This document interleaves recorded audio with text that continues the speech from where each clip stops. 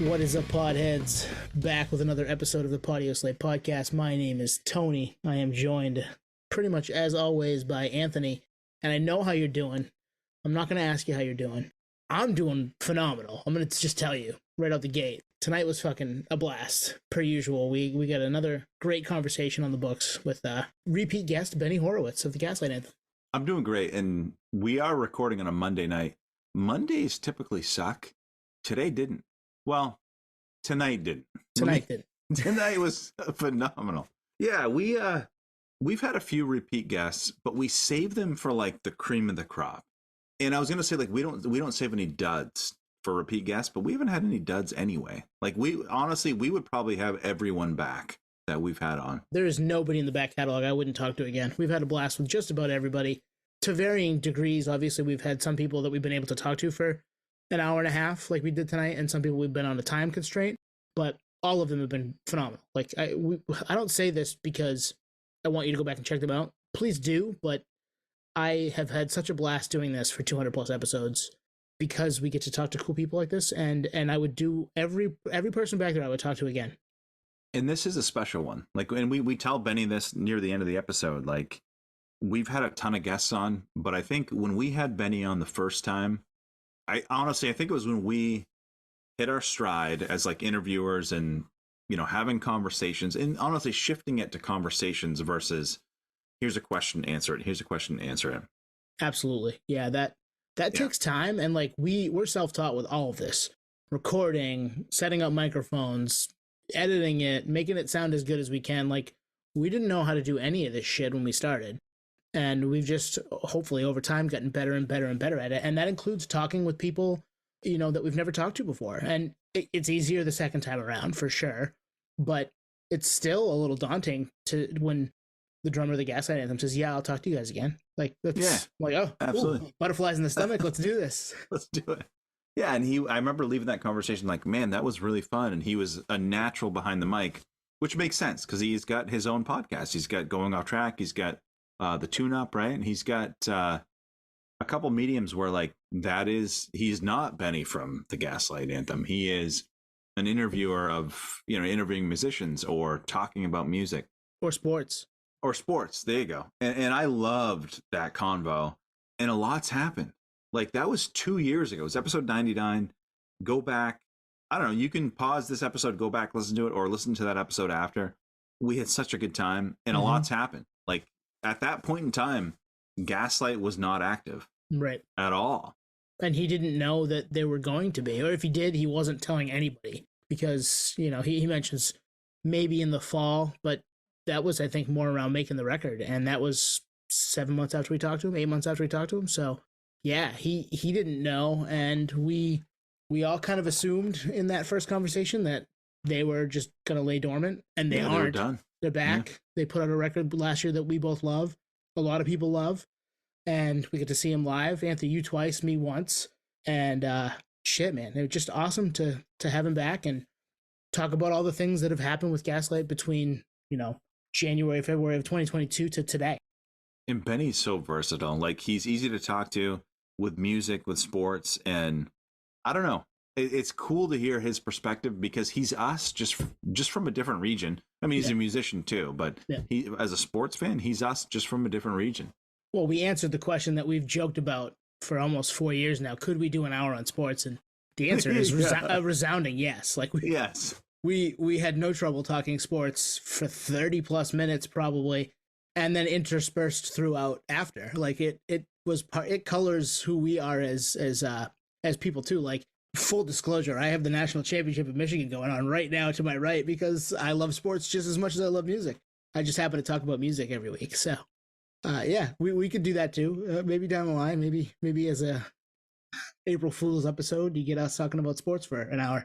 But hey, if you are a Gaslight fan, you're in for a treat because there's a lot of behind the scenes looks right now from Benny about how they got back together and, you know, creating the History Books album and going on tour. And hey, we're here for all of it, plus the sport. So if you're into it, tune in for the next hour and a half. You're in for a treat. Yeah, you're absolutely in for a treat. The first half is going to be NBA and sports heavy, and the back 2/3 is going to be music and all the stuff surrounding Gaslight and Benny playing Portland last spring. And yeah, we had a lot of fun talking to Benny. Here it is. Halliburton's something else right now, man. He's been crushing it. I gotta say, now that we're according to On the Record in the fantasy draft for Jeff Rosenstock's league, I was shamed by Mike Park of Asian Man Records. Yeah. For drafting Halliburton 7. Oh no. Ooh. He went, whoa, that's a reach. I'm like, I don't think so, pal. So on the record, I'd like to say Mike Park was grumpy about my Halliburton pick. Well, where is he in total points in the league? He's below me. Let's say that. Halliburton, as far as individual. I'm not sure. I'd imagine he's top 3, but in the leagues, some of the leagues I'm in, I have him in one league that counts assists and assist to turnover ratio. So, I mean, that's a 2-0 on a Halliburton swing right there. Absolutely. Yeah. Hey, on the record, you fucking nailed that pick. So I'm good. I don't know. This is every year. I'm like, shit, I should get on fucking DraftKings or something. Right? I gotta start making money doing this.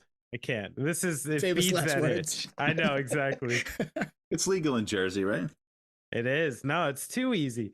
I see these ads these days I heard one the other day recently that was like, you knew he was going to score, didn't you?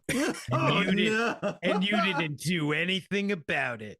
It's like, and I don't know. I've had some run-ins with gambling in my day. Yeah. I've never gotten like super in trouble, but close enough. And I can see where it happens. And I'm like, this is like waving a dime bag in front of a druggie. It's pretty nasty stuff. It's ruining a lot of lives, I can imagine. But it's pretty funny story about that is going into this season, I had a bit of a hunch where I'm like, I do not let myself get on DraftKings and stuff like that because I can't let that get out of control. I'd get too obsessive, But I saw this one line and I'm like, shit, this Scoot Henderson Rookie of the Year odds before, this was when Dame Lillard was still on the team. And I'm like, you got to get this in now before Dame's traded and the odds, extend out. And I call a couple people. I hit up my brother and I'm like, yo, get this bet in for me because I know he has an account. And he goes, I hit the break in case of emergency switch like 2 days ago. I guess there's like a red button on DraftKings where you can be like, fuck, I'm in trouble. And it just blocks you for like a year. Oh, wow. No. Yeah. And my brother's like, yo, I just hit the switch. I can't put the bet in for you. Wow. And good thing you hit the switch because I don't know. Scoot's probably down 4th, 5th, 6th Rookie of the Year right now. So. He's got some work to do if he's going to get back to that paying out anything. Yeah, I'm glad my brother hit the switch on that one. I didn't realize there was a switch. I'm glad that, there is one. It is good. I'm glad there is one because that's just... when your rush of conscience comes over you and you're just like, oh, fuck this red button. I can't do it anymore. Right. It was just legal in Maine. They just legalized it like this summer a few months ago. It didn't hit till before sometime during the football season. How's it going? People just going wild? Well, I downloaded the Caesars app and my story about how they entice you is every time you place a bet, it's like, great bet, Emperor. And I'm like, don't encourage me too much. Yeah. Oh, so they're making it like, the way like app video games like give you like rewards and like probably years. Oh man, they're so much smarter than us. That's why Vegas knows. Vegas they know our brains. They know just how to make us peck at the feeder like little fucking gerbils. That's why if you don't want to do it, you just gotta not allow yourself to have it. Don't imagine that you can control it once you have it, Well, I deleted it. It's already deleted. You did the right thing. You did the right thing. Yeah. I hit one of my bonus bets to start, and I'm still playing with that money. When that's gone, I'm like, that's it, man. You can start again at the beginning of the NFL season, nothing before. That's what you say. That's what you say. You're right. So you see some tasty. And then March Madness comes. You're listening to fucked. a podcast that's getting paid by DraftKings to talk about lines for 15 minutes. They're everywhere. It's done. We're done. We should hit them up. Actually, this would fit. I just said that name about 9 times. We should get paid. We should. We'll submit it. We'll submit it to DraftKings with a bill. This episode has been brought to you by DraftKings. Yep. Sportsbook, baby. Yeah, give me a commish. And do you have any questions for us? Any new questions for us? You do, Benny. Come on. You've been waiting 2 years for this moment. I mean, I'm always excited to be able to talk hoops and Celtics with somebody, like, because, you don't often get a chance as a, even a novice fan, like if I want to talk about Celtics, I got to talk about Tatum or something. But, I know you guys, I can bring up like, a Peyton Pritchard reference, and we can get into it. To get back on that gambling tip, in the second night of a back-to-back, Peyton Pritchard over threes, just hit that. It's gonna get you. It's gonna pay you every time. Yeah. I don't gamble. Coming from I don't gamble. There it is. Brought to you by DraftKings. Yeah. But no, we could go Celtics. They're having a hell of a year, man. I'm really loving that shit right now. No, they're pretty terrifying. I'd say at this point, watching we're almost halfway through the season, right? I mean, getting there. That top 6 of the Celtics, like the top 6 players when they're rotating and they're healthy. I mean, it's a tough team to beat, especially when you're watching like, the slip ups to Milwaukee, like, it just hasn't clicked yet. But then, I mean, I don't know. So who's the team that scares you the most? Like, I'd say Boston's in a little bit of a tier by itself right now, but who scares you the most in the East? Well, who's the surprise team out West? I was chatting with my dad, and he's like, "What about who's in Oklahoma City?" Yeah. No. Yeah. Well, who's in first in the West? I think it's Minnesota right now. Minnesota, and I'm like, Minnesota doesn't scare me. They have a good record. I mean, I get it with Ant and Cat, but beyond that, man, I don't. But those are the teams I wonder with Boston, because I'm like, and that's why I bring up who scares you the most, because the only person I'm imagining, I'm like, still, what are the Celtics going to do with Embiid? Right. Who's like baby? They're gonna watch him score. He's like Baby Shaq this year, and could just really like put his imprint on any game he feels like it. But I guess that's a problem the entire league is going to have to deal with come playoff time. So the Sixers have never scared me, and this is the year they do, because they still probably have a move to make, and they're really like you said, Embiid is on another level this year, and he won the MVP last year. Like, he's been that much better, and Maxey has gotten better, and that's a guy that the Celtics have struggled with. And they play better defense. Nick Nurse is a good coach. Like, yeah, great coach. And what's that stat I just heard? Embiid is the first player since Wilt Chamberlain to average more points than minutes in his season. Wow, that's wild. Yeah, that's crazy. He's just on. It's one of those guys now. You just like, you see him work, and I don't know. I love a big like this where, Shaquille O'Neal style, where it's just like when this person's clicking and they get in the right spot, like, I don't know, good luck. There's nothing you can do about it. He's gonna score. Yeah. And he can hit free throws. Too. He's been healthy. That's the scary thing. And he's on that mission. I felt like he was on the MVP mission last year, and he actually did it. They shed the Harden curse. Yep. And I mean, I think like everyone's like, oh, and the guy's still really fucking young in the great scheme of things when rings come, and I think that dude's on a mission. I'm a little scared of Philly right now. Philly's a good one, and I mean, you can never count the Heat out, even when you want to. No. So they're well coached, and they're better than they were last year right now. So Knicks are on a heater now after the big trade. The Knicks don't scare me, but the Knicks have never scared me as a Celtics fan. So what about the Magic? They had a little run there, right? I think the Magic are good for sure, but that's not like, to me, that's not a complete team like ready to make a run, like make the playoffs for sure. It might get a like series or two, but I don't see him taking out one of the big dogs. You're not doing that with that backcourt yet, Yeah, little young too, right? They've never been there. Yeah, they'll get there. They will. Banchero's good, and you're right. Minnesota's tough. They scare me. That game that the Celtics lost out there in overtime, they should have won. Joe would just call a timeout every now and then down the stretch. That'd be nice. Yeah. But they're good.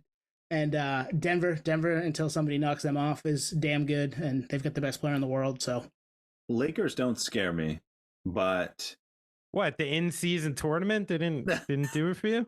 The asterisk ring, hey, they don't scare me. I'm the same age as LeBron, me. man. Everything hurts. I don't know how he keeps doing it. Oh my god. Yeah. Hey, what if he's only like really like 35? He's like one of those baseball the like World the Series. pitchers in the Little League World Series.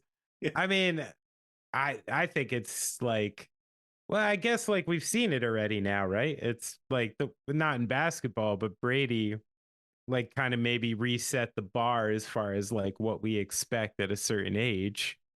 Seems like LeBron has a similar discipline to him as far as like, his routines and what he does. I think you're right. I don't know. This might be the new, the new world too, that we got to actually expect our stars to be like, well, Steph and KD, late 30s. Yeah, Steph and KD. I mean, that's right. I'm a stat nerd. I look at box scores every night and I pull them up and I'm like, 35. I couldn't even bowl when I was 35. I couldn't even play cornhole when I was 35. That's what I'm saying. A guy like KD, I mean, he's 7 feet tall. Like, why in 3 years can he not still be getting 25 minutes and going back to the basket and like doing all sorts of other stuff, Well, and he can shoot. So he's your stretch just five. Leave him out there. Yeah, exactly. That guy will have a career forever, man.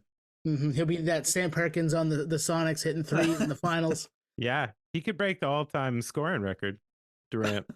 Well, this new era of NBA where no one plays defense. So you're only, it's like you only have to work for the first 4 hours of the day and you can take the afternoon off. I'd like to give a caveat to the NBA players, though, in that regard, because if we're going to compare eras and stuff and say these guys don't play defense, they're not allowed to play defense. Yeah, it's different. Like, it's a different era. They're not allowed to touch the guys. So, you have to rely on this like team model of letting people get by you and letting the next layer like go. And, so I do try to give these guys like some credit, this like hard-nosed one-on-one. Just get fouls called on you almost every time if you do that stuff, these days. Gary, just look at Gary Payton, right? I mean, that's right. He was the glove for a reason. He was on top of you, and he was damn good at it. But those were the rules. So you put him in a game now, he'd foul out in about 3.5 minutes. Jackson. Yeah, he'd be gone in the second quarter. Yep. Well, yeah. I saw a list. I think it was on TikTok of the best point guards of all time. And this guy had Bob Cousy on the list. It's like Bob Cousy couldn't even sniff the practice squad now. You can't compare eras. Yeah, you just can't do it. You can't do it. But I do think there's some truth to like how dominant you were at that time and how much you advanced the game. And that's where you're even seeing it now. I'm 43, so I was raised like fully in the Jordan era. I watched him lose. Like I even as a kid, I remember like Celtics Lakers and the great Pistons teams in the late 80s and stuff like that, and all the way to Jordan, and then watched him essentially go like be the king of the world for 8 years while playing baseball for 2 of them, and then going 6-0 in basketball at the same time. And you hear like an 18, 19, 20-year-old talk. They're starting to talk about Jordan now the way we talked about fucking Bob Cousy and Pete Maravich. I hope not. They are, trust me. I won't bring myself to Reddit often, but when I need to I'm exposed to some horrible things when I need to illegally stream basketball games. Fair, yep. If you don't turn those little chat rooms off and illegally stream basketball games, holy shit. I always wondered where all the stuff in the world was hiding. It's hiding there in the message rooms of illegally streamed basketball. Allegedly. No, you're right. That Reddit's a whole different story altogether. We've had our run-ins. We've had our run-ins there too. Yeah, you're right. They are starting to talk about Jordan because they didn't see it. So, and that's right. The era he played in, you had guys like Gary Payton trying to lock him up. Different world. He played today and wasn't gambling in all hours of the night and smoking stogies. That guy probably does what LeBron does. Yeah. And then some. But I mean, they're watching like, videos of like Danny Ainge like trying to cover Michael Jordan. You know what I mean? And they're just like, you know who'd be covering him now is some like 6'9" uber athletic wing who can shoot threes and do all this shit. Like, you know, that's where even Michael Jordan never saw Dorian Finney-Smith. You know what I mean? Or like just this model of guy, like, you know, maybe, you know, a bad example, but Alex Caruso. A guy like him. Yeah, just this positionless stuff. So it's like, you know, it like you said, it's so hard to compare. Now you have 7'5" guys like running the point. So that's true. Oh man, yeah, it's a different world. I would like to see it because we grew up in the same era. I mean, he was appointment television in the 90s watching those Bulls teams. Even if I was a Celtics fan. Like I was a Jordan fan, I was rooting for him because it was fun to watch him. Even now, I still have a rooting interest in the Bulls, kind of, and I think a lot of people do. You know, when you have a guy like that and a run like that, I think the Warriors kind of just pulled this off too, because you see a lot of sort of cursory Warriors fans. Like, it's the reason why I go to Giant Stadium and watch them play like Cowboys or the Dolphins or the Steelers. Like any team that had a great run through a certain decade just picks up these like ancillary fans, you know? And I don't know, you probably should. The older I get, I'm like, let's just root for people who win. Yeah, celebrate greatness a little bit, you know? Like it's fun. Why do you think I'm a Rockets fan from the 90s? There you go. Thank you, Jordan. Thank you, Jordan. That's right. Yeah. Took 2 years off and you got a couple. Those teams are pretty good. They were great. Yeah. Was it Nick Anderson that missed the free throws? That was earlier, wasn't it? I think that was the 94. Was it? Or 90. We're talking 30 fucking I know, yeah. Now we're really off the rails right now, but I kind of love it. What's the demographic of your podcast? Does it run younger than this? They'll click on it because you're here. Yeah, you better bring up somebody young soon. So Benny, I don't know if you know this. It's been 2 years since you were on, like almost to the day. Like I looked at when we released the last episode. It's almost 2 years, and a lot's changed. Obviously, like Kyrie's not on the Nets anymore. No, KD's not on the Nets. In the last episode, we talked about Paul Millsap. Oh, which I haven't heard in the league. Yeah, since we chatted. I don't think he's in the league. Yeah. He's probably playing for the Beijing something or other at this point. No, I mean it's a brave new world for the Nets. You know, I think there's a real kind of ho-hum sort of attitude about the team currently with Nets and Nets fans. Like it's a little bit like you can see this team going to that place that's like the NBA purgatory, which is you don't have enough of your own picks. Yeah. The picks you have are from really good teams. You know, they're all going to be coming from Houston and Phoenix and Philadelphia over the next few years. And there's no one on that team. You're like, yeah, that's the guy to build around. You know, I love Bridges. I do. And I wish I didn't have to say it, but I don't see that as being like a franchise building block, you know? You can't just give that guy the ball for 40 minutes a game and expect like certain things. It's just, you know, you put him next to certain players, and that's where I think, you know, he's really going to shine. Claxton's nice, but he's not good enough to be that. Cam Johnson's nice, but not good enough to be that.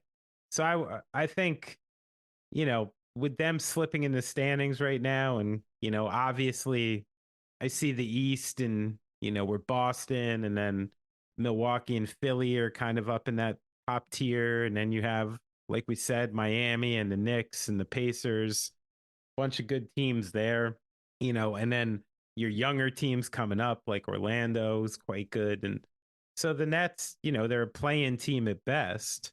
So I think, you know, really, I think would be advantageous to start moving some pieces around. I think you start dangling Finney-Smith. I think you start dangling Royce O'Neal, guys who you could just slip into a contending team and maybe get draft capital, or, you know, Dennis Smith, maybe like a 3-for-1 type of thing. Sure. Yeah. You know, Yep.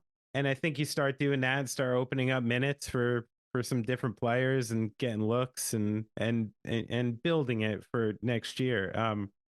Sadly, I mean, you know, there are picks coming in next year's draft, and next year's draft's looking a little thin. And then the year after, when, the Cooper Flag and all the big boys seem to be coming in, I don't think the Nets have any picks.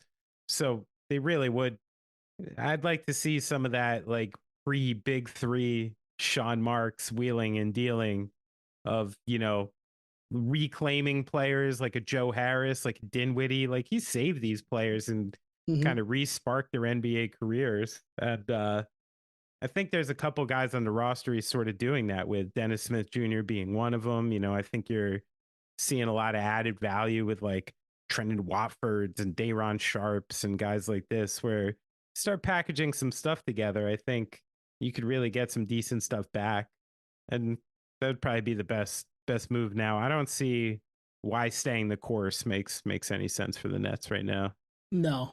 Right, there's too many good teams in the East, and if you could send a couple guys together off somewhere to turn into draft capital or something along those lines, you'd be better off down the line. Yeah, Celtics did that for a little while. Had to. That's right, and I think considering the position they were in, they got a lot of really great stuff back for people who not only their draft value is maybe at its lowest. There were people who were demanding to leave and literally hand picking the team they wanted to go to, and so the Nets options for wheeling and dealing weren't great, and that not at all. Phoenix trade in the end was a coup in a lot of ways, with how much they wound up getting back. So I think they did good in panic mode, but all you could do in panic mode was collect pieces, and now you're seeing the pieces play out, and it's not the right kind of team. Right. But they got pieces, which was smart. So now I think it's time to play with those pieces. Well, you mentioned Cooper Flag. He's from our home state. Oh, Anthony, yeah, he's a Maine boy. Yeah, Anthony just saw him play. Yeah, you just saw him. No shit. How's the eye test? So he's the real deal, but you start to question: is he only good because of the competition he plays for? Like the team he played against was Gonzaga High School. Okay. And it's like, are these guys good or not? I don't know, but he dominated. I mean, he had like 8 blocks, and they were like LeBron style, like slow play, wait in the back, and just like get that shit out of here. Yeah. But he's thin. He's like really thin. I think he's gonna fill out. I mean, he's only 18, 19. I mean, it makes sense. I think he's 18. Yeah, 18 or 18. Yeah. Yeah, and is he just huge? What is he, 6'9", 6? He's long. Yeah. My God, he's long. Like, the proof will be in the pudding with Duke. Yeah. If he can hang there, then I think he's a thoroughbred. Like, he's meant for the long play. But like, I don't know. My dad, who knows basketball, was like, he's got everything: athleticism, IQ, the body. And I'm like, I see it, but I'm a little skeptical. Mostly because he's from Maine. Like, we don't have those people. Yeah. What's great though is, and you should start coining them. You guys would be smart to start like trademarking some great nicknames for him now. Like, in Flag We Trust is his tagline. In Flag We Trust. That's good. What's the town he's from? Like, or the county or something. Like, what's a nice like inside reference you could do? So he's from Newport. It's up by Bangor, right? Yeah, probably between Augusta and Bangor. Yeah. I'd have to look at the nuke. That would work. Nukes aren't cool these days. No, but raisingtheflag.com. I'm going on GoDaddy. Buy double all the G. Flag double G. Buy all the misspellings too, so you can't buy. That's what I'm saying. You got to get on it. Well, that's pretty unique. I mean, has there been an NBA player from Maine before? Who was the dude on the Spurs who Duncan Robinson was born in Maine. Born in Maine. Okay. Yeah, he's from New Hampshire, but he was born in York, Maine. Then you got Maine Central Institute, but no one really born here. There's like private schools like Sam Cassell and okay. And we've had some good couple kids that have gone on to play D1 basketball pretty big. Ralph Mims played at Florida State, and he played, like, was a hell of a football and basketball player in Maine. Won a state championship in both, I think, and then went down to Florida State and played some hoops. So we do have it happen. It just doesn't happen very often, and not like Flag, where he's going to be, he's the top recruit. He's going to Duke. Like, that's never happened. We did go to high school with a guy who went to Notre Dame. He's a senior when we were freshmen. And I remember Matt Doherty being in the building watching him play. That's a freshman in high school. I'm like, I know that guy. And then he ended up at Carolina, obviously, but it doesn't happen a lot. That was a claim to fame for me as well. I randomly got into a physical altercation playing lacrosse in like 6th or 7th grade with a guy who wound up playing defensive end at Notre Dame. Oh, wow. Yeah. Wow. Kind of proud of that. You know? Yeah. In the end. That's your biggest claim to fame. Bud and Zach. Kyle Bud and Zach. Guy Bud and Zach. There's 2 of them. There's 2 Bud and Zachs. Pretty nice guys, actually, like, you know, in the end. But so I actually had a real nice time in Portland, Maine last time I was there. We did too. We were there. What a city. I almost hit you up, Benny. I almost hit you up. We did after the show. I had a little time the day prior, and you know, we ended up getting a bite to eat and doing some walking. We ended up finding that kind of that ridge, the overlook, you know, the really nice, like very old cemetery we walked through, like trailing back through town. Yes. Yep. Up on the east. Yeah, these really East like End, beautiful, like Victorian houses overlooking the entire city. Oh, yeah. And you know, it was one of those walks, one of those nights. I mean, you know, people were throwing around some J-Bones and it was, you know, a nice vibe like that.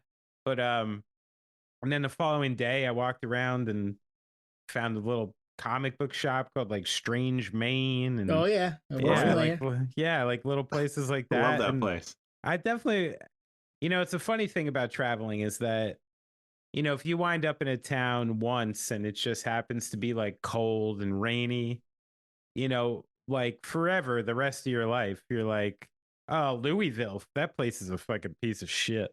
Yeah. You know, or if you just are somewhere and just like you had a bad meal, you're like, yo, dude, fuck Dallas, like whatever. But then on the ancillary, if it's just like a beautiful day and you have like a real good conversation with someone or something, you're like, oh, what a great place. And that's kind of what happened to me, because I think I not stumble upon Portland on like the most unseasonably warm days. It was warm. Yeah. And May can be hit or miss. And I'm walking around in, you know, light gear, you know, in Maine, you know, looking around, and I'm like, well, this might have something to do with it. But you know what I do like too? I love walking around cities up there and finding statues about the Civil War, you know, talking about the good side. Yeah, right. That's not in the news as often. You get the good ones up in Maine. You're like, ah, these ones fought for the good one. Good. Thanks, Maine. Good looking out, you know? Well, last time you were Union Army, what's up? You asked about the pizza. Did you check out the pizza in Portland? I didn't. I think the night we were there, we had there was a birthday going on in our crew, and we did like the fancy like hotel rooftop restaurant-y bar kind of place. So I don't think I ate like Portland food. I know some people went to that cool diner down by the water the next Becky's. day. Yeah, Becky's. Yeah, there was some bumper stickers kicking around from Becky's. Oh yeah. For the rest of the tour. Yeah. Nothing's finer. But that's what sucks for me is like I'm a wimp. I don't eat fish. You know, so I go to a town like Portland and it's like, oh, what's your vegetarian fare? Like, I know I'm supposed to be there eating fucking chowders and slamming lobsters and what you guys do. So I know I'm missing out on the good shit when I'm there. Well, it sounds like you got some of the good shit that Portland has to offer, especially that time of year. I mean, to be out and, you know, it's warm out. May can be hit or miss. Some days are amazing. It's 75 and sunny. Some days it's 40 and rainy, and you're like, shit, is this ever going to end? Yeah. So you got a good day, which is nice. Let me ask you this. I just saw an article about tourism up in Minnesota. That there was like one person who was a dog sled operator, and another person who does like snowmobile trips like through this one pass and stuff. And it just hasn't snowed. So like their businesses are fucked.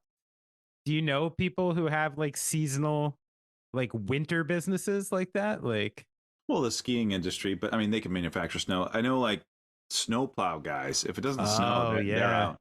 They're fucked, right? Yeah. We just got hit pretty good. Yeah. We did finally. Yeah, we got close to a foot here. Oh yeah. Yeah. We were right on the borderlands of that storm.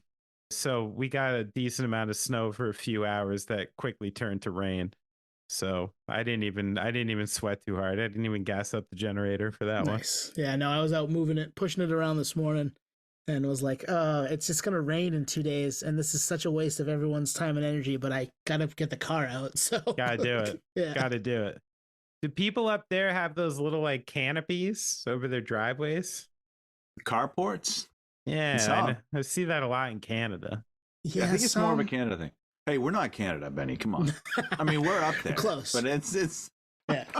I mean, to me, you know, it's like I'm never going to visit unless I'm playing a show territory. Right. Well, I grew up with a poster. It was an old image that used to be in the New Yorker of like the New Yorker's perspective. And it was like, you know, it had the city and things like that. And right over here was like New Jersey and then like China and then like the rest of the world. You just don't you just don't know. Yeah. Like you know, I make fun of the two guys when Gaslight first started, you know, those couple of the guys were living way up in North Jersey. And I was like, guys, I'm like, this is like New York State to me. I'm like, I don't know what happens up here, you know? So you mentioned Gaslight, and I think we're 35 minutes in, and that's the first mention. I think we should do a side A, side B of this episode, like a side A, side B, the sports, then the music. Yeah, you guys take me wherever you need to go. I do want to bring up when we did talk to you 2 years ago. Did you know that were there talks behind the scenes of you guys getting back together?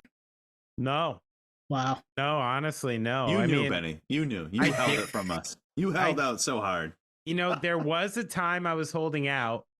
Like, there was a time between kind of when Brian and I first started talking to like when shit was going to get like real and like announced that I really didn't tell many people at all.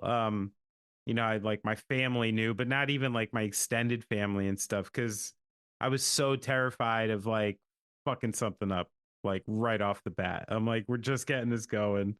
No breaches, no leaks, you know? So I only told people like who needed to know. But I think when I spoke to you guys, it was prior to that. And, I think so. You know, at that point, you know, when I reflect on it, there were definitely times in the last 7 years where like, you know, I would have been like, no, we're not fucking playing again, just because of a number of things, you know, that I would be remiss to get into right now. But like, there would definitely have been times, and I think I definitely have told people in that time, like Gaslight can play again. I'm like, probably not.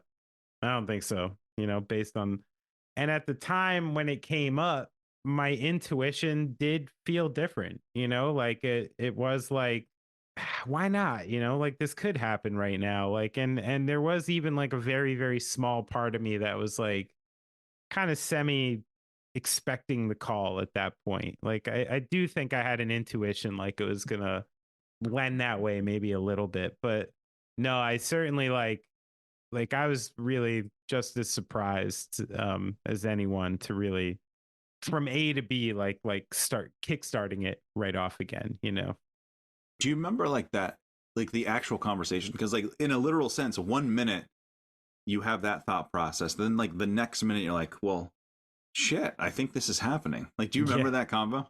I do. Yeah, I was out, like I was working out in the yard, you know. One thing that's become a big thing for me out here is I love planting trees now. And I'm fucking out in my yard, like planting trees and taking care of them shits like all the time. I got into it, you know. I'm an obsessive, I'm a semi-obsessive person. And if you take one thing away from me, I got to replace it with something else. And kind of, I like getting my hands into it. It's fun. And one thing I realized when I got here is when I moved out to the forest is come like October, November, all this blockage you had to all your neighbors and stuff goes away. And all of a sudden you're very exposed. So I started planting visibility lines. I got skip laurels. I got green giants. I got hemlocks.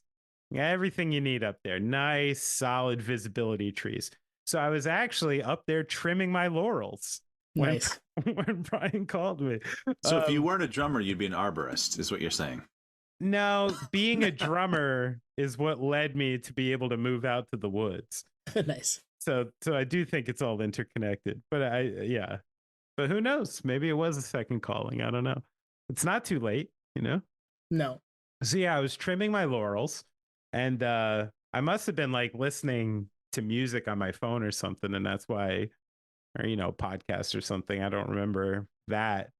Brian called, and that part of it wasn't that strange because Brian and I still, fairly regularly talked like through this whole thing. It wasn't like super disjointed.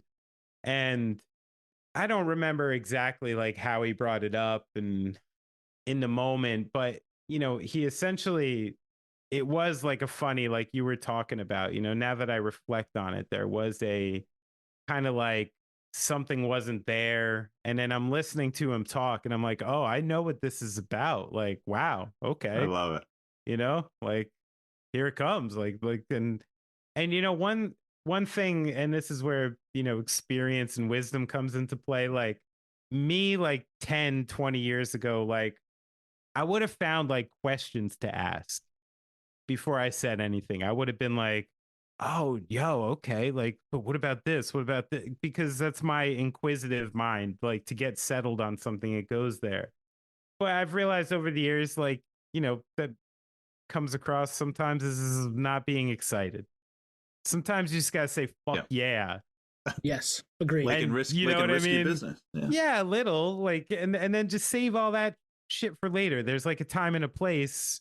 But in that moment, like, I know Brian, I know him well, and I knew like the kind of stuff he was saying and what he was getting into. It's not an easy call to make. I could hear it in his voice, So it's like the last thing I wanted to do was start getting all fucking Benny on him and and doing so I was like, I was like, all right, this is it, and this is something I want. Like, fuck it, yes, like, yes, that's awesome, let's do it.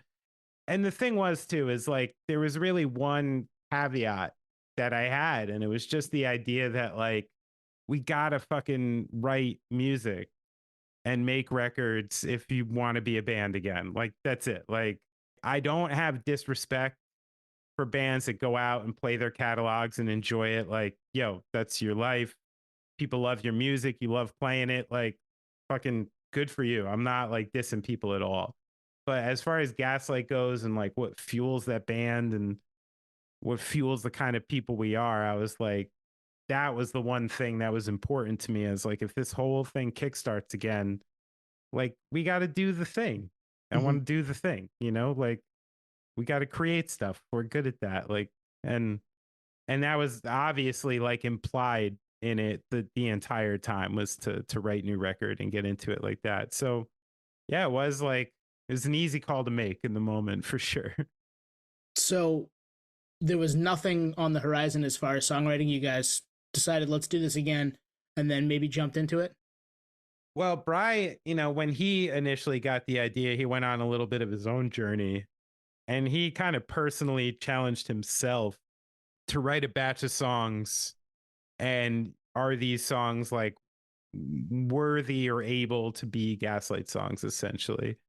So he went on that journey, and he did. And so he had these songs already when he called me, and that was part of his having to get the confidence to do it, was like, do I have Gaslight songs? And the first one I heard was what turned into The Weatherman. Great song. So, great fucking song. Yeah. So we were like, so what do we do now? Kind of. And I was like, I don't know, come to the house. Like, let's play.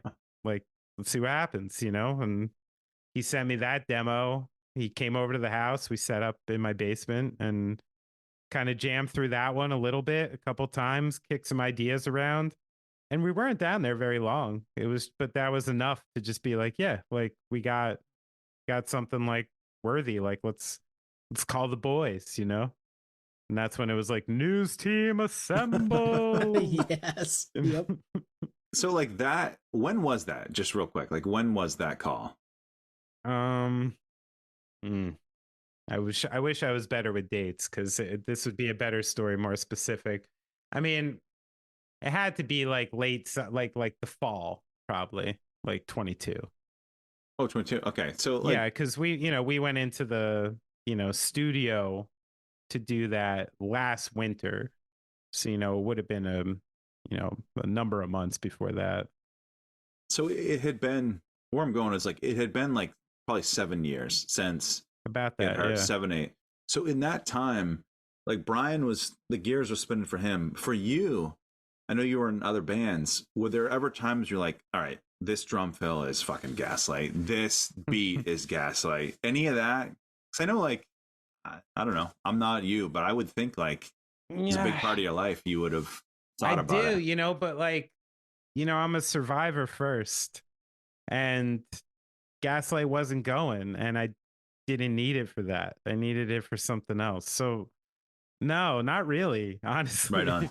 I actually like that. I love that answer. Like if it was something that I thought was awesome, I wanted it to go to the thing I was doing and trying to let people hear and be awesome again, Yeah.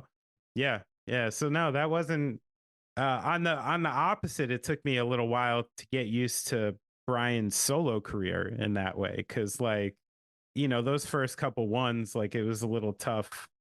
I'd listen to him and I'd be like, that'd be a fucking good Gaslight song. Tell you that, like holy shit, like I wish I could have got my hands on that one. Like, like get some fucking get some drums on that thing, But so that but then I think that was part of Brian's process, was like by the time he got to like Local Honey or something, I don't think that sounds like Gaslight at all. Like I think he really agree over the years like found his voice and like and really like and maybe that's all part of the natural order of how this happened. Well, it feels like with history books, which came out back in October of 23, that you guys didn't really miss a beat as far as what Gaslight sounds like, how to write a song. The vibe from you guys is as good as it's ever been, I think, in Awesome. our estimation. So was it a lot of getting back out, either making the songs or playing them? Was it a lot of rust? Was there a lot of rust to knock off, or was it this is easy? We know what we're doing. We've done this before. Well, definitely not easy. Like, but it wasn't easy back then either.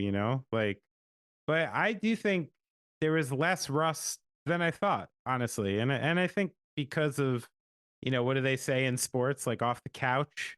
Like we weren't off the couch. Like everybody was busy and playing and like still developing like as their own players.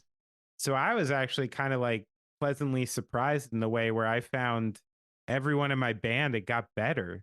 Like they really That's did. a great like point. everybody really cool. can do more stuff and has like this wider range of things to pull from and stuff, including myself. I did a bunch of records in that time, and every time you write a song and every time you put your gut into it and your head into it, you're going to come away with new ideas and new tricks.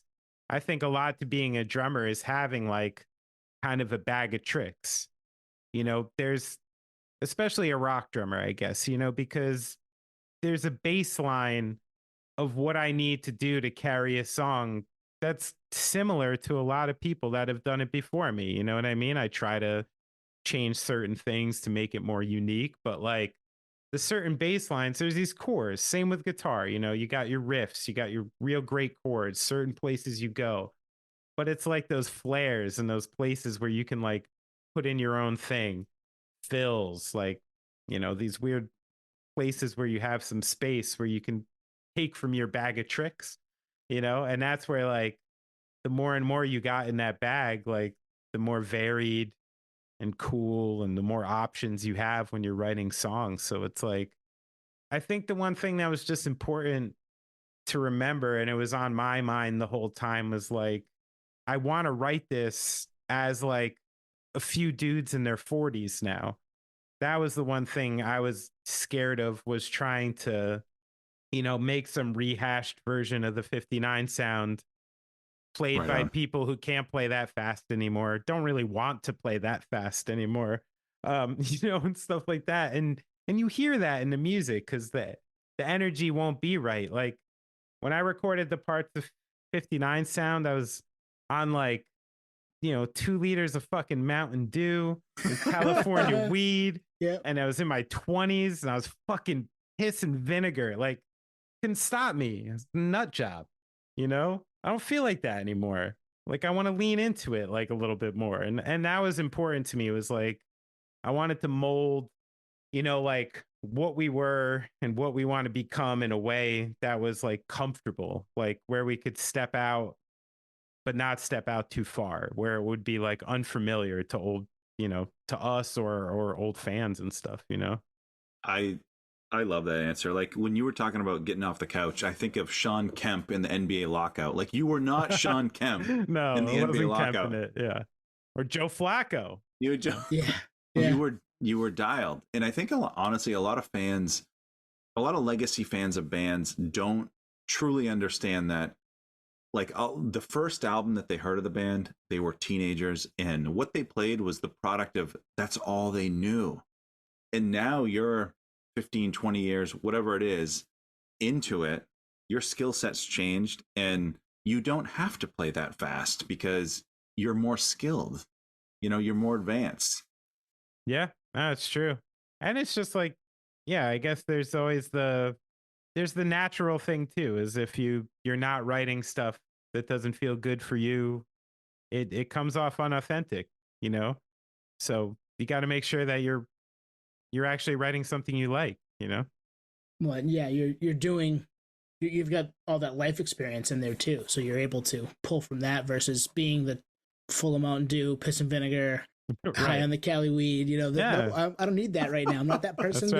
And that person's great. I loved him, but he's gone. So. And even beyond music, I mean, lyrically, sometimes, this is turning into a real like storybook in a lot of ways of different chapters of a person, and this is, so clearly a different version of a person wrote history books than wrote Sink or Swim, and I love that. Like, I love that it comes from a real place. So like that real person and their troubles and their thoughts and stuff are actually like coming through on each one, and that's a fun thing to watch, just as like, there's no bigger fan of Gaslight than me. And, and that's just a cool thing to watch, is like, I love the way like Brian's developed the way he writes and what he writes about over the years. It's cool to watch, Well, we love the album. History Books is. We've been chatting about it. It made our top albums of the year list. We did one a few weeks ago. We love it.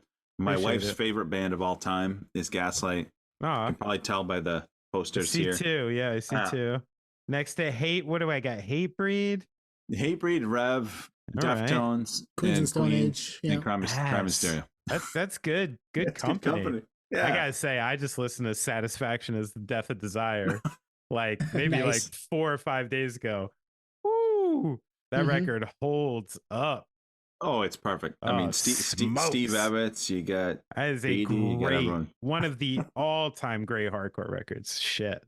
Puritan, man, all time. Yeah. Puritan, so that's one of those ones like I have to go to the gym now just so I like don't die and I can stay skinny enough to like do my job and stuff.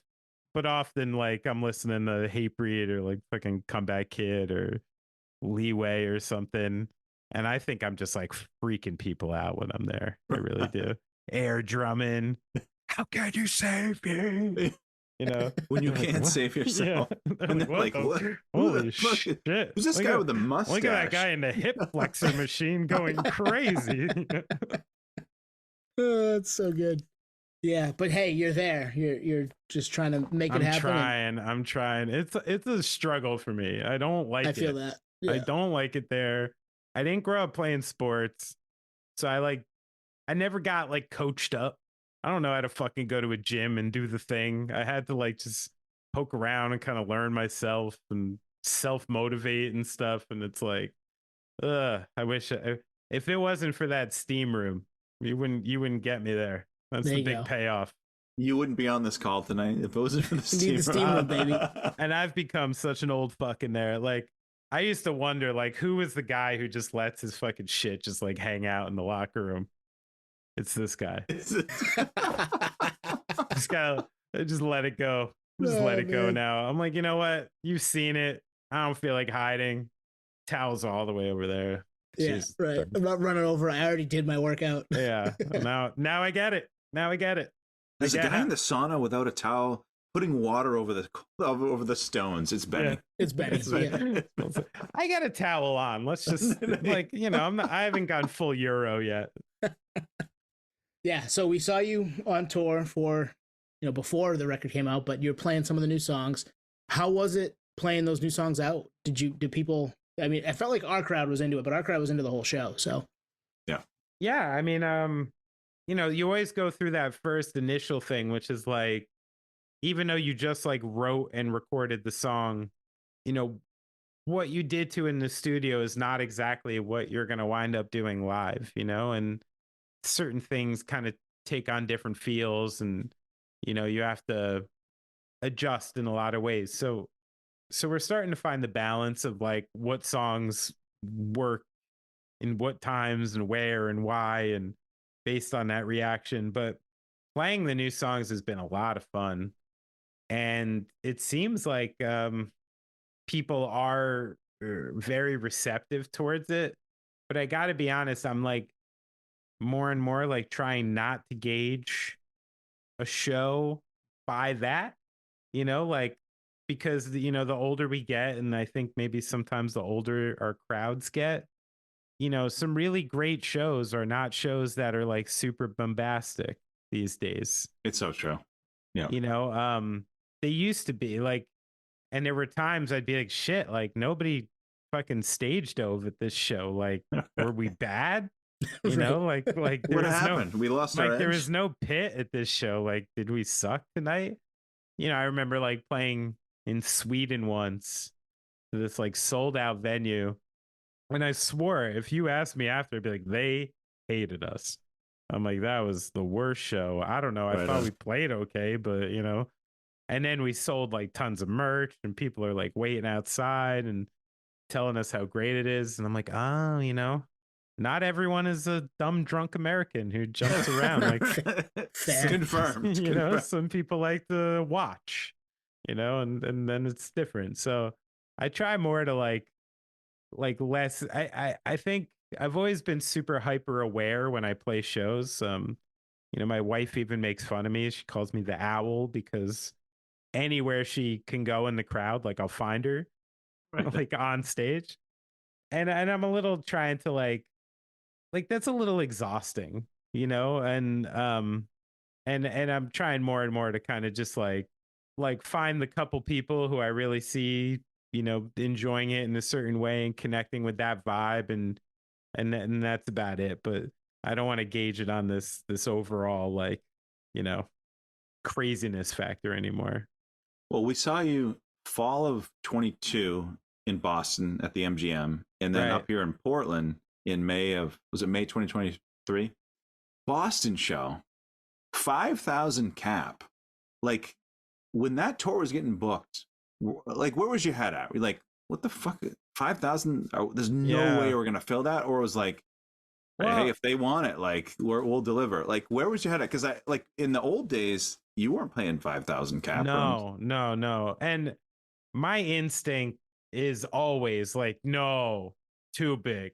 Too big. No.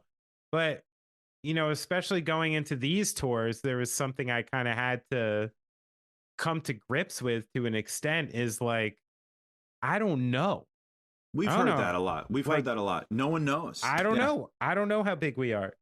And the people who do know are the people at this booking agency who take a fucking ton of our money and are supposed to know. And this person who's booking the show, who's incurring the expense, who's supposed to know. And if those two like think it's a good idea, like, it's supposed to be a good idea. So even though I see that and I'm like, no, like, underplay that shit, sell out somewhere smaller, you know what I mean? But then, you know, you'll have 1,000 people then being like, hey, I didn't get to see your show and stuff like that. So it's always like a weird battle with that. But I mean, if I think we did, there was obviously like just came back. So, I think those first shows were maybe a little like more oversized as a result or something. But, the one thing that was really encouraging off the bat is just like, in that 7 years we're waiting and stuff like that. I couldn't have told you if Gaslight got like bigger or smaller, if we lost like all our fans, if like we're going to come back and there's just going to be like half the people. I didn't know. It was kind of pre-Spotify metrics, really. Exactly. And actually, I just had that conversation with somebody on the business end of Gaslight today, because I'm seeing like numbers from history books. As we talk about fantasy sports. I love statistics, and that lends itself to my own band too. So I do read these like really nerdy like reports and shit like that about our numbers. And like I did notice like like certain numbers seem like more like lukewarm and stuff like than they were. And it's just, we're having this conversation like 10 years ago till now, releasing records is literally like a completely different ball game. Different. I remember even when we were doing like handwritten or something like that, we were waiting on first week numbers. It was huge. Like, where did you chart? Yeah. You know what I mean? Like, where did you guys chart on this record and stuff like that? I swear I didn't even look fucking once on this record, because it's like, does that still a thing? Right. Like, how do you even count it? Nobody buys records anymore. So what do you ads?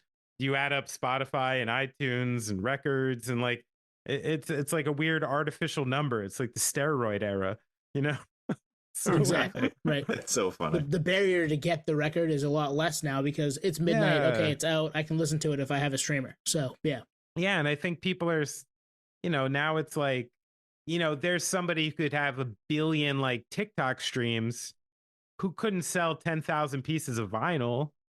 Totally. Yep. We could sell 10,000 pieces of vinyl. We can't stream 1 billion times on TikTok. We probably draw about the same. So it's like, I don't know, and that's one cool thing, I guess, about being like old grandfathered into the industry a little bit is like, I don't have to, I don't have to make a TikTok video about it. No, that would be fun though. If you do it, let us know. We'll follow you. Trust me, the management end has been trying to get us on TikTok. I bet. Yeah, it's crazy that, and we're a similar age, so we put stuff there, but we're both like, we're not the people that are on here, so like, right. Nobody's really looking for our bullshit. Got to feed the algorithm, I guess. Yeah. But that's tough, man. That's what they're like. Oh, you just got to make like one little video a day. Like, what am I going to talk about every day? I'm like, I don't know what to do, and yeah. So, well, I like this topic because that's one thing we were curious about. Is like, it's been 8-9 years. Like, what's changed? Like, obviously, the streaming landscape has changed, the touring landscape has changed, but like at the end of the day, when you guys get on stage, has it changed at all?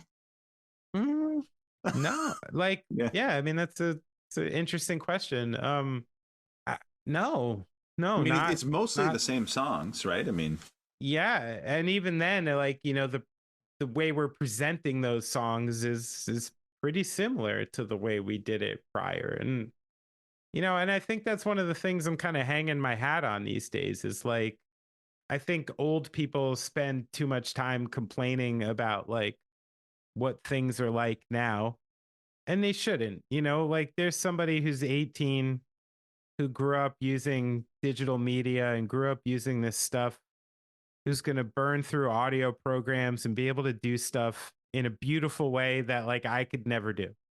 I don't want to do. Right. What I want to do is go up on stage with 5 guys or girls, like, not saying that, 5 men, please. Right. With 5 people, and do what we do. And what's cool is like, if you just like stick to your thing and like do it well and do it authentically and wear it with confidence, like, what's cool and what's not cool is eventually going to like bend back to you, I think, and the one thing we can do is like, we can still get up there and be like six people just playing analog instruments together, ripping through 20 plus songs, doing little things in here that are a little different, changing the set every night, and really trying to be like that. And I have a weird feeling the longer and longer we keep doing this, the less people are going to be doing it. And so now I'm really in that mindset of like longevity. It's like we just got to keep doing our thing and doing it the way we think is cool, because whatever is going on in that world, like, man, I respect it, but shit, that's like, it ain't me, and I'm glad it's there, and I'm glad it's there for people, but I'm not trying to play that game, Totally. And I mean, the other thing that Anthony and I had this conversation pretty regularly is, are you still enjoying doing it yourself? Because like, if you're not enjoying doing it, people can tell, especially with making art, and you got to be that's where you lose that authenticity, is when you're up there trying to cash a check. So, and you guys aren't doing that. That's not my point, but just generally speaking, if you're still having a good time, then the rest of it will all shake out. And even if you're not having a good time, you better be making something cool. Yeah, exactly. Like that's where it's like, some bands are like Dennis Rodman and Michael Jordan. Some bands just know they're really good at doing what they do together, and then they live their separate lives. Like that's fine too. If you got a nice arrangement going on, like, that's a great analogy. Doesn't work for me. I mean, those guys never talked, right? Famously, didn't they like never speak? Yeah, no. But then they got onto the basketball court and they dominated everybody. That's it. Rodman was in Vegas, and actually so was Jordan. So maybe they were in the same town, just they didn't talk. They just weren't at the same crap table. Jordan would have never survived the social media age. No, ever. No. He would have been canceled so many times. This is why LeBron should be president. Well, that's a great point about LeBron. We like to as Celtics fans, LeBron has been on the other side of it a lot for me. Sure. But I'm sure. But I respect what that guy's been able to do, being under the microscope for 20 plus years. Yeah. Like, everybody sees his every move forever. And he's the guy. I mean, does he like to be talked about? Sure. But that's about the only thing you can say about him. The guy, like, and awesome. That's what I'm saying. Like, okay. Yes, the guy you put on Sports Illustrated cover when he was 15, sure, has a slight ego. Yeah. Okay. To be expected. Yeah. Do you think you could, like, carry a team of 11 grown adults on your back to, like, a championship without an ego? You literally have to think you have to not think, you have to know that you're the best person out there. And that happens in music. I remember Robert Plant would talk about that, where he said the person you see on stage is like, not me. That guy is an asshole. Like, that guy thinks he's the greatest, sexiest, fucking best, hardest cock in the world. And that's how I have to be up there to be the singer of Led Zeppelin. And then you see him on this, he's like in his country cottage. Right. Yeah. Drinking tea. He's like the sweetest man. You can see it, And you just got to get into characters sometimes, like. I remember hearing him on Jim Rome. It had to be 17, 18 years ago.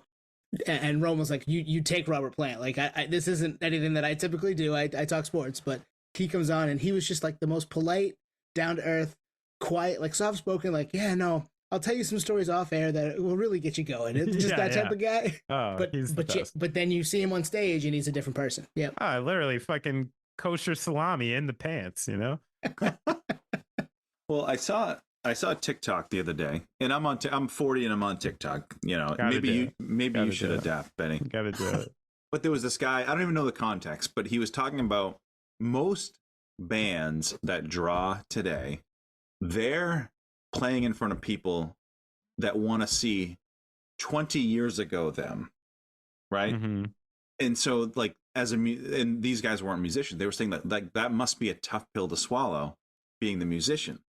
If I think about you guys, your new album is amazing. Most bands 18 years in, whatever it is, don't put out that. So it's fascinating to me. I don't know what the secret sauce is, but I think there's truth to both. And I mean, that's also like, but even though I appreciate you guys like the new record, but if we charged that for a ticket and people came and we were like, nah, fuck it. We're not playing 59 sound. We're not playing 45. We're not playing Piss this. people off.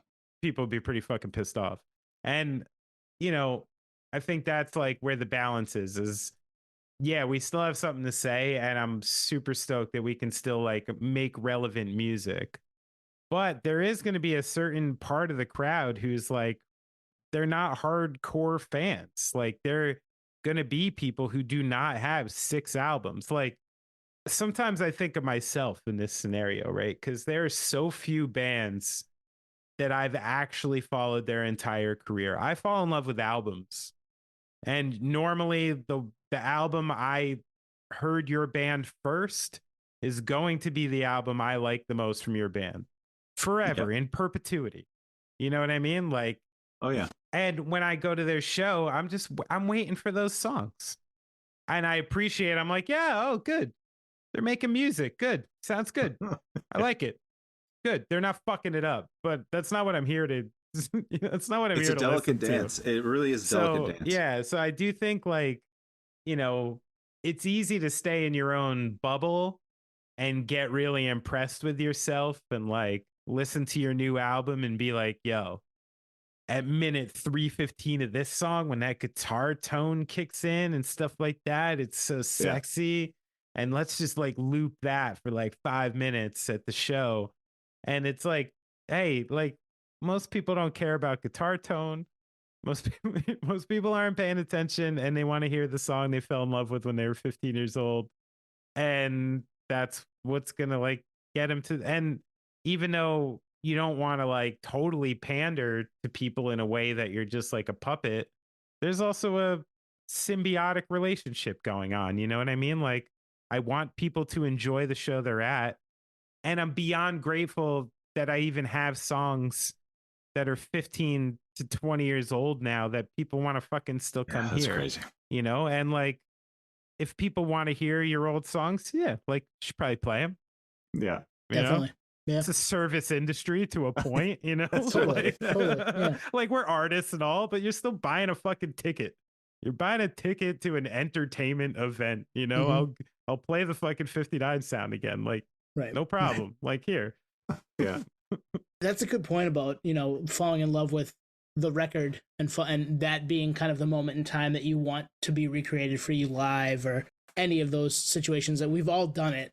I think more people are in that camp than anywhere else as music fans. I think the people like Anthony and I who are way more into everything and, you know, looking through the liner notes of the new record and listening to that, you know, on repeat to get immersed in that world. There aren't as many of those people. It's and they still exist, you know, like, and even young people, you know, there are like teenagers and 18-year-olds who consume music like this, who are proper fans who dig in the right way. But there's always just going to be people who hear your song in passing and want to go hear that song. Someone who heard 45 a bunch of times when they were playing NHL hockey. Totally. You know? Yeah, exactly. There's a lot of those out there. Yeah. Lord knows there's some random songs that pop on every once in a while. I'm like, why the fuck do I know this song? And why do I know every word? I'm like, oh, Madden 06. Yep, exactly. Right. I've done that before too. Yep. Yeah. So Benny, transition a little bit here. My wife, Gaslight's her favorite band. Like loves them, loves you guys. She had a question, and I'm gonna throw it at you. Yeah. What is your live show ritual? Ooh, like prior to the show. Because I feel like, just real quick, I feel like I've heard drummer, I don't know where it was and I don't know who it was, but they're like, I have to be chewing gum. Like I have to be chewing gum. I need water, or I need to listen to headphones before. Like you must have a weird quirk. You do the 1, 2, 3 game time like the Bulls back in the 90s. Yeah. Yeah, we all lock together. Someone gives a motivational speech. The sage, like Kyrie did, the sage on stage. Oh, I don't think that would go well in a Gaslight backstage. No, well, I mean, there's a couple different elements where it's like, you know, drums and the way drums are for a Gaslight show are super physical. And as a result, you know, like I have a bunch of kind of nagging physical issues that I'm staving off. I have torn meniscus. I got a beat rotator cuff. I got nothing between two of the vertebrae in my neck, which like fucks a whole bunch of stuff up. So I'm in like a constant sort of state of like warming up and pain management when I'm on tour. And that's become part of my ritual where like, you know, people are like, what do you do backstage? I'm like, I got a duffel bag with a foam roller, a Theragun, some straps, you know, and like it's really important now that I like warm my body up, warm my wrists up, and like, but that part of it too is also part of the mental part of it, which is like I do thrive in routine, you know, and starting those things like X amount of time before you're playing, and you know, okay, like the opening band is on, I go and I watch 2 songs, then I take 10 minutes to go do this, then I band-aid my hands, then I do the next part, then I do this, and like that whole ritual, I guess, like takes some of the nerves away from me, because if I feel prepared and I don't feel like disjointed, like, oh, I forgot to do this or I didn't do this,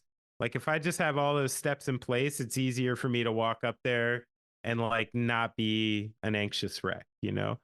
So that's definitely part of it. It's changed over the years. I mean, I learned at one point I was like stretching too much. You know, I was literally doing like a yoga routine like before a show, and I was realized like, oh, we saw you doing that at backstage in Portland. Yeah. Alleyway. Yeah. I just bring my mats out in the alleyway. So like that kind of stuff. I don't drink. I think that's like really slows me down like before a show, and I just don't enjoy it. I cut off food usually like 2 or 3 hours before a show. Oh, but I do have a ritual now. I always eat a banana before I walk on stage. Potassium, baby. Yep. Pre-show banana. Like when we did the reunion shows in 2018, when Gaslight started, I did not drink coffee.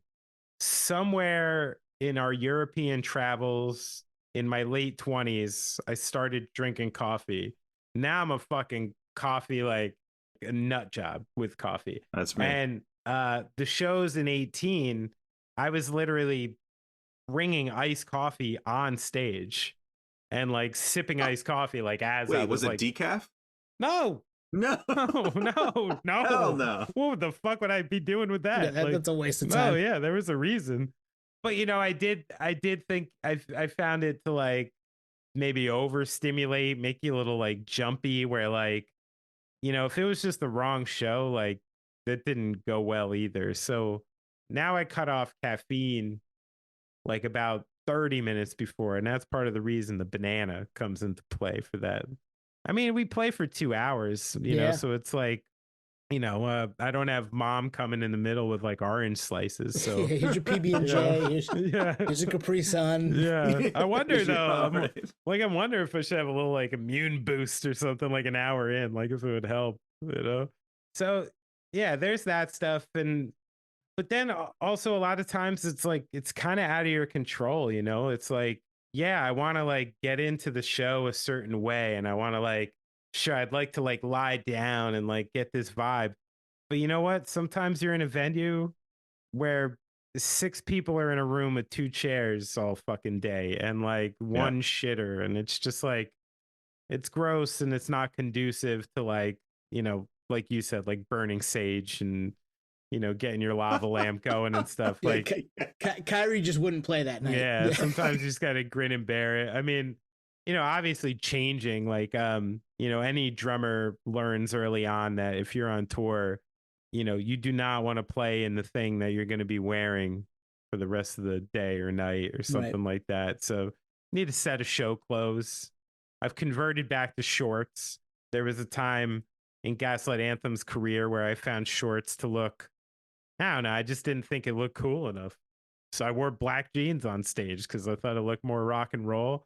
Now with these old hips and stuff, and get those flexors going, I want some little shorts. I'll show. What about wearing a jersey? You got to wear a jersey now. Nah.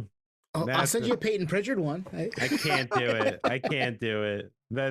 I I used to rock a sleeveless Nets shirt, but I do believe the sleeveless Nets shirt I used to rock was a Darren Williams. So, oh wow, okay, yep. Yeah, so that's not a great one. No, I need a Jay Kidd or a Kenyon Martin. They go old school. I got a few weird ones. I think my weirdest one Harry is Kittles. Probably a Marshawn Brooks is my weirdest one. I was a believer. I thought he was gonna be Kobe. What can I say? He was with the Celtics drafted his ass. Yeah. Marshawn Brooks. Pick 26, I think. I liked him. So those are the pre-show rituals. We on the podcast have a pre-show kind of production meeting to figure out how we want to handle it. And we asked you a question on way back on episode 99 that we've since used a ton. Oh. Yeah. And we call it the Benny Horowitz question. So wow. What's that? So the question is, who is your kind of older sibling band that kind of showed you the way, showed you how to be a professional, whether it be crowd banter or what to do before a show or any of that stuff. So that's the Benny Horowitz question. We ask it of a lot of bands now for about 100 plus episodes. I'm honored. That's nice. Because you said Against Me. Against Me Can't was believe the band I got my own segment. That's so nice. that said, like, hey, this is how, bring someone with you on tour, or like, this is how you tune and all that stuff. I remember you were. Yeah, I mean, they didn't show us. Against Me were brutal. Right. Okay. They showed you by just like tearing the fucking stage apart, where you're like, oh my God, like if we don't just go nuts, like no one's even gonna look at us. But no, they were not a hold your hand band Against Me. Right. I love that. No, not really. But like we've asked it. So we had you on episode 99. Mm-hmm. This episode will probably be 205, 206. Nice. Yeah. 100 episodes. We've asked it. Thank you. We've asked it 30 times. Like, yeah, at least. Yeah. Like Vinny of the Movie Life was like, Newfound Glory was our older sibling band. Like, Ryan Rumchaks of Knuckle Puck was like, who do you say? The Story So Far? Real Friends. Real Friends, They were torn with him, Yeah. Oh, that's cool. That's a great question. I might steal that from you guys. Steal it. No, just credit Podioslave. I'd like to ask you the Benny Horowitz question. That would suck if I did that. That would be, yeah. We could get away with that, but I can't do that. Yeah. You can, but it would look like you'd look like LeBron. No bueno. Really. Yeah. I'm not ready to start being Ricky Henderson yet, But yeah, so we use the Benny Horowitz question very frequently in our podcast prep. And then we talk to different band members. So thank you. You're welcome. Yeah, that's awesome. That makes me feel good. So Benny, we've gone pretty long here. I know you get kid or kids, so you probably got to tend to, and I do too. I'll say this, and I told Tony this, and I said this on the night that we recorded episode 99. That dude is the easiest person to talk to that we've had. And that was at episode 99. And I think I can still say it. Wow. Still got the crown. Like when we Do Tony I get a gold jacket? We met. We're going to send him some. Well, no, we'll send you the Pritchard jersey. Yeah. There you go. City edition. Tight. Well, it's funny. Tony and I were talking earlier today, and I was like, and we had a list of questions, and we typically meet to like review them and refine them. And I'm like, I don't think we have to meet. Like, I feel like we're catching up with an old friend, but the irony is I've never met you in person. Oh, this is the digital age. I mean, like, have we met? I mean, kinda. Yeah. We spent 4 hours talking now. So I yelled your name really loud in Boston. Oh, really? Yeah, so maybe we have met. I don't know. I was like, Benny Horowitz. And everyone around me looked. I don't think you know. I was a daunting place with how much Red Sox activity was going on. Yeah, sorry. Terrifying. Yeah, well, Anthony's a Yankee fan too. I'm the Sox fan, but yeah, it was pretty funny because it was like, I think we were I don't remember exactly, 5th, 6th, like 7th show or something at the early. MGM. Yeah. It was early. And it was a game day.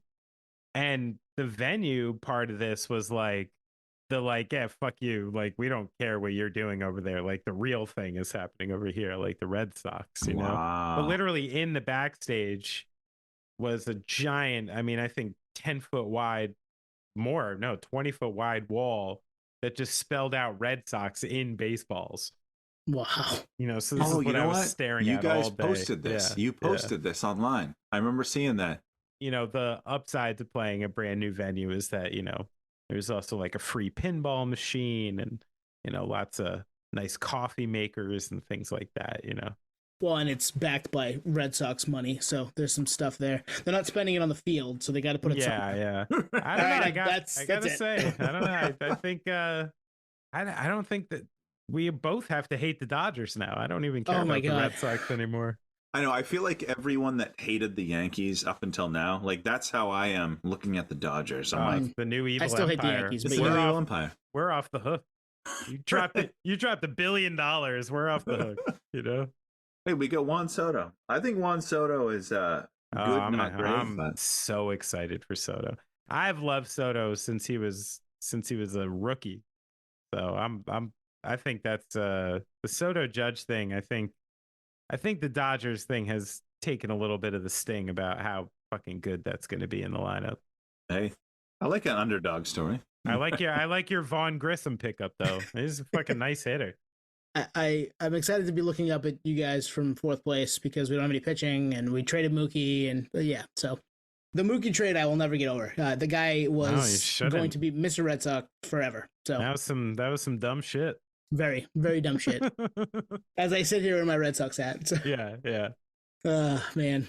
Well, Benny, we should get you out of here, man. We've taken up enough of your time, but we really appreciate talking with you again. It was fun catching up. We'll do it periodically. Hit me up again. Another 2 years, we'll be back. We'll talk about the Nets' downfall in depth. By 2 years from now, we'll be back on the upswing. We'll have Cooper Flag. You might. Hey, yeah, that'd be great. There we go. Thank you for listening to Podioslave. We are at Podioslave on Twitter, Instagram, TikTok, all of the places that you can find us on social media. Facebook, Podioslave Podcast. YouTube, Podioslave Podcast there. Email us at podioslavepodcast@gmail.com.